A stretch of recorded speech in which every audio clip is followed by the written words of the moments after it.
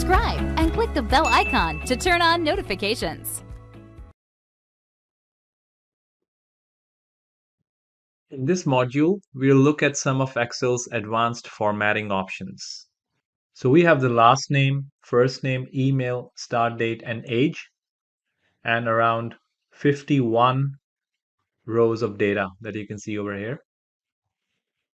I've kept this list short to make it easier to see the two commands we'd be looking at, namely filtering and removing duplicate values.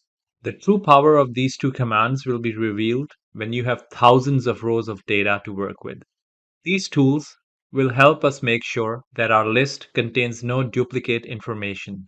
So if we just have a look at this list, you might notice that there is a duplication on row 4 and row 18. And then we have another duplicate data on row 7 and row 26. Because this is a reasonably short list, just by having a closer look at the data, this becomes apparent. But you might have to deal with very long data sets, and this will become extremely complicated to look at every row of data to make sure there is no duplication. That's where the Excel filtering and removing duplicate functionality comes in. When looking for duplicate data, keep in mind that every single column of data within that row must be identical for Excel to recognize it as a duplicate.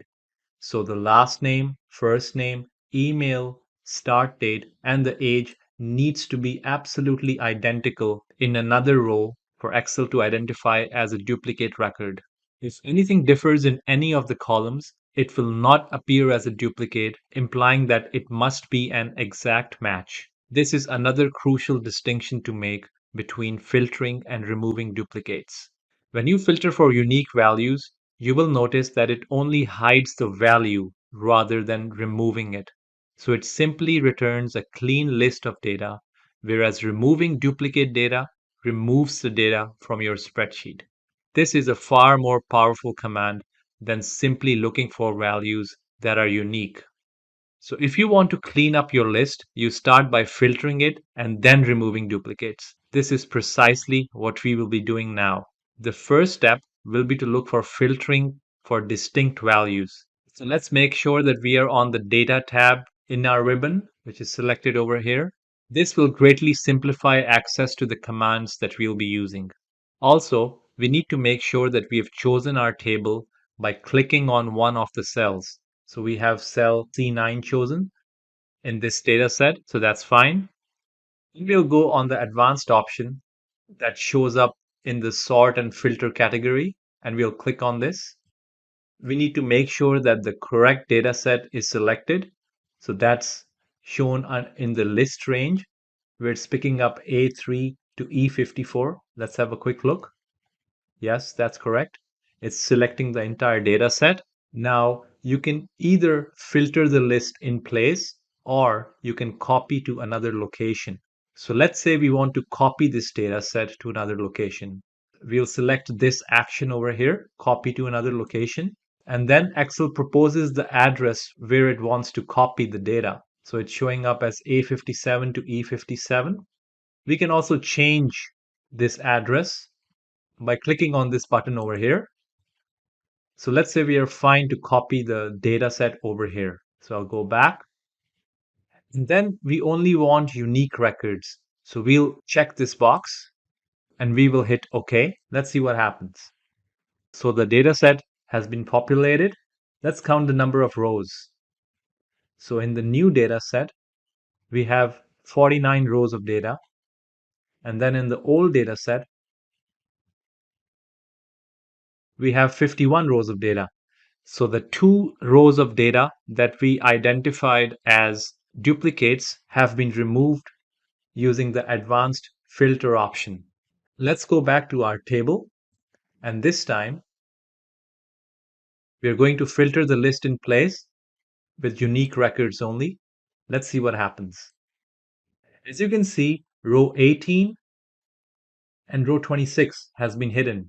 It's worth noting that the data hasn't been removed. It still shows the same data, but the rows have been hidden. This is the primary distinction when filtering for unique values while the data is still present. Let's undo the previous command and recreate our list with the duplicate included. So I'll go back to the Home tab. I'll hit the undo button. Let's now try to identify the difference between the advanced filter option and the remove duplicates option. So I will reselect my list. I'll go back to the data tab and I'll hit the remove duplicates button. It asks which columns I want to compare the data set on. I select all 5 columns and I'll click OK. When I hit OK, I'm immediately given my result. So Excel has removed the 2 duplicate values that it found, and it also tells me that 49 unique values remain in the dataset. Let's hit OK.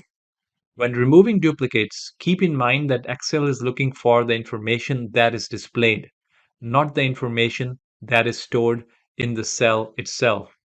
Let me explain what this means. I'll go back to the Home tab, hit the undo button.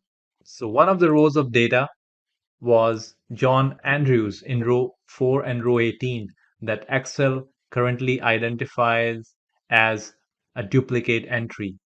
So if I just change the format of John Andrews' age on row 4, I'll just put 2 decimal places.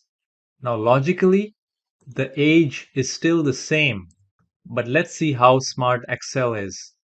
If I click on the table again, and I go in the Data tab, and I hit the Remove Duplicates button, I select all the columns, and I hit OK.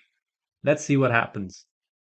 Now this time, Excel only found one duplicate value, which was removed. There are 50 unique values that remain. So according to Excel, this data entry is not the same as this data entry because it also looks at formats which are different in both of these cells. In this module, we discussed how to apply the advanced filter and remove duplication tools in Excel. Remember, when using these tools, Excel is looking for exact matches, and that includes exact matches in formatting. This is very important when we are looking at data sets with numbers and dates. Excel is smart, but not as smart as us.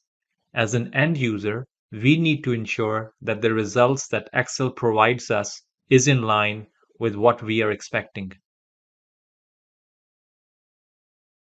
If you're not a subscriber, click down below to subscribe so you get notified about similar videos we upload. To see the full course that this video came from, click over there. And click over there to see more videos from Simon Says It.